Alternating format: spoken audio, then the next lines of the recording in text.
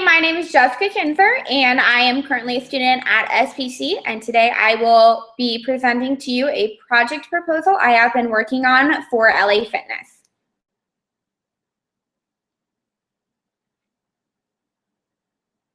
Give me just 1 minute while I pull up my PowerPoint. I'm going to share my screen with you so you will be able to see the project that I have been working on, and it'll be easier for you to follow along.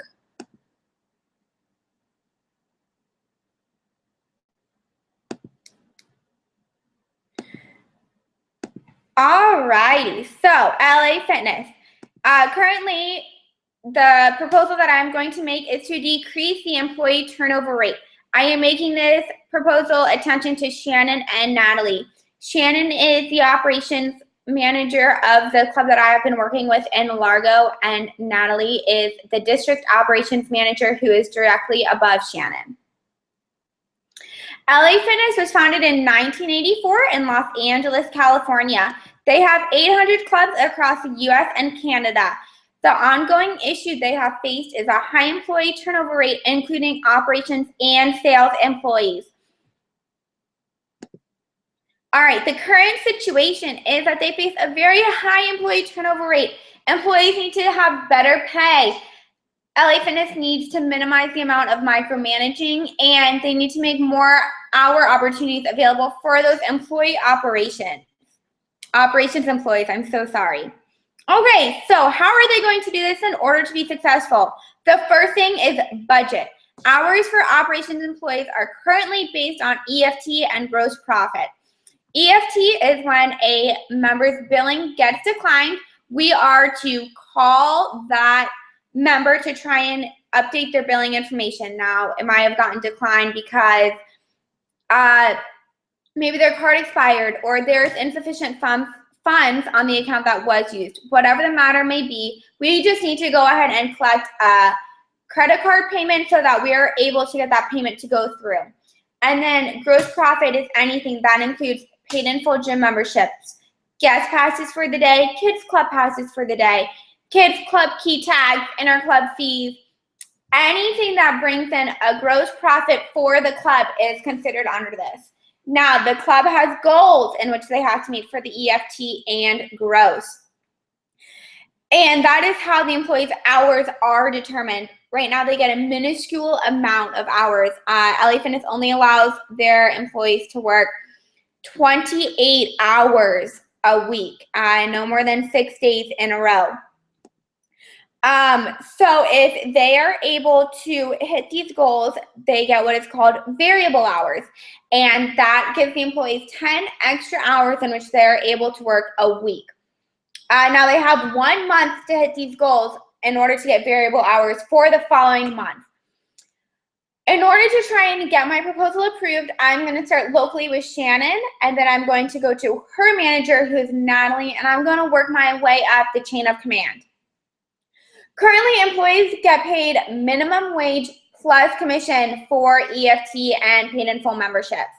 So, of course, since that commission is the bulk of how they get paid, they are going to keep calling those members. They are going to try and get as much commission, as many EFT and as many paid in full memberships as they can, since they're only making minimum wage without this. Additionally, LA Fitness needs to realize how important it is to staff the clubs appropriately. They are always understaffed, and I'm sure this goes hand in hand with their high employee turnover rate and not being able to keep employees for, more than just a couple of months. During their peak hours, which is 8 a.m. to noon, and then again from 4 p.m. to 8 p.m. These are the hours of the rush when they get the most amount of traffic and check-ins. They need to have 2 employees working the front desk at all times during these peak hours. This way, they will be able to delegate the tasks with one another. There won't be a line of members out the door waiting to get checked in. This is not good for business to have your members wait like that. Right now, they currently have 1 employee responsible for checking in all of the members, answering the phones, getting guest passes and kids club memberships set up, setting up potential members with the sales counselors, answering phone calls, anything that comes through the club. It always starts with those operations employees, and that is not fair to them. They need to realize how to delegate these tasks equally and appropriately between the operations and sales employees. Right now, they do not encourage operations and sales employees to work at a team, which I think it should be very encouraged.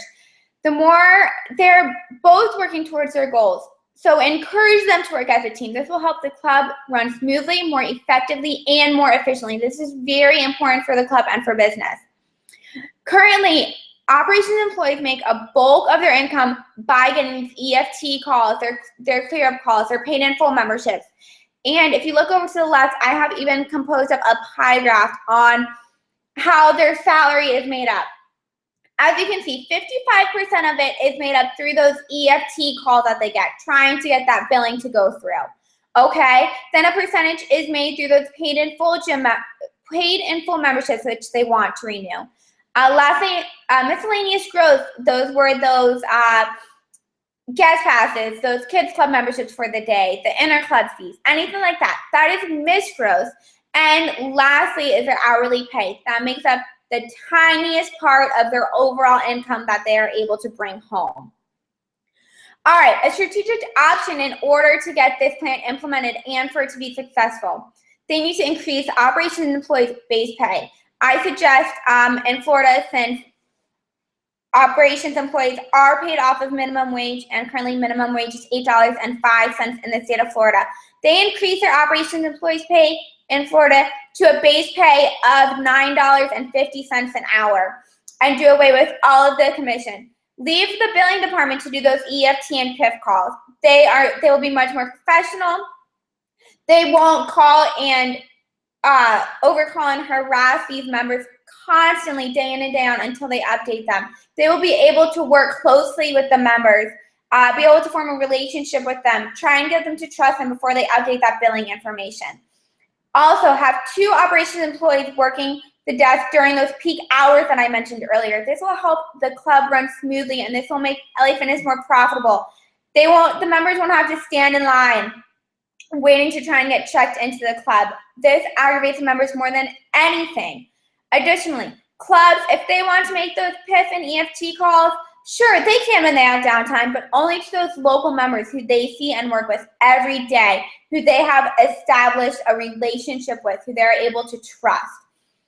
Additionally, they need to pay their operations employees for their entire shift work. Currently, operations employees do not get paid for their entire shift in which they are at the club.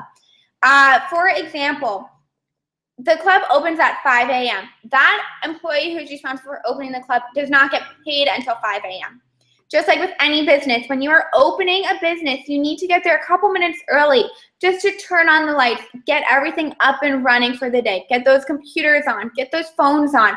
Do a walkthrough of the club. Make sure everything is cleaned up from that night before. And currently, employees do not get paid for showing up early, no matter if they clock in early or not. And technically, if they show up at 5 o'clock, the gym opens up late and they get in trouble, and they more than likely are going to get fired. So LA Fitness needs to pay their employees 15 minutes prior to the club opening, and same for those closers. So post the club closing, they need to get paid 15 minutes after their shift to clean up everything from that day, to re-rack those weights, turn off those lights, make sure all the members are out of the club. They need to get paid for the full time in which they are there. Now, with any business proposal, there is going to be benefits and risks that you have to weigh on to see if it is worth implementing this change or not. Benefits are going to be, you are going to decrease the employee turnover rate. Employees aren't going to be as stressed because the tasks will be delegated. They won't have as much on their plate. They will be making more an hour, and the company won't have to invest as much time and money hiring and training new employees. So not only will this benefit the employees, but it will benefit LA Fitness as well, because they will be having more capital. They won't be spending as much capital and profit on always hiring new employees that are constantly always just going to be there for a couple of months, and then they're going to quit and they're not going to show up anymore. And then they're going to have to do that process all over again. Okay, by decreasing the employees' pay, they're going to want to stay there longer. Their workload is going to be less. They're going to enjoy the job more, and they won't get stressed out as much. Also, They will be able to make more of a profit because you won't have members canceling all the time for being so frustrated with the high call volume that they currently have. Now, a couple of risks. These were the only 2 risks in which I was able to find. There might be a potential profit loss, which will be minimal, and that will be at the very beginning of implementing this change. I suggest implementing it all at once. This will be the most fair to all of the employees and to the company and also to the members. Also, another risk would be that they would need to hire and train a larger staff. A good way to do this would be to do group interviews, hold a job fair, have group interviews on site, go over resumes, applications, do some training there too once you hire those members, get them to fill out the paperwork. This way, everything will be done at once and in a group setting, a group environment. This will help speed up the process when you're hiring and training more employees. Lastly, my final recommendation and call to action to LA Fitness is going to be to increase employee pay to $9.50 an hour in the state of Florida. Like I said, this rate will vary depending on every state.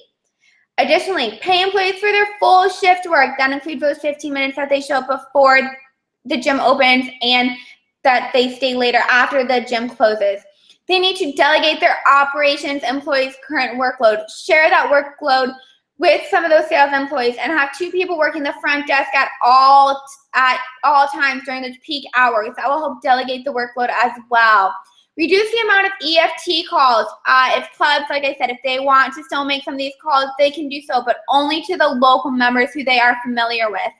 And lastly, they need to staff the club appropriately.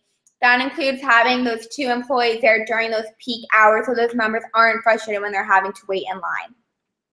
And lastly, here are just some of my references in which I've gathered some of my information from for my PowerPoint today.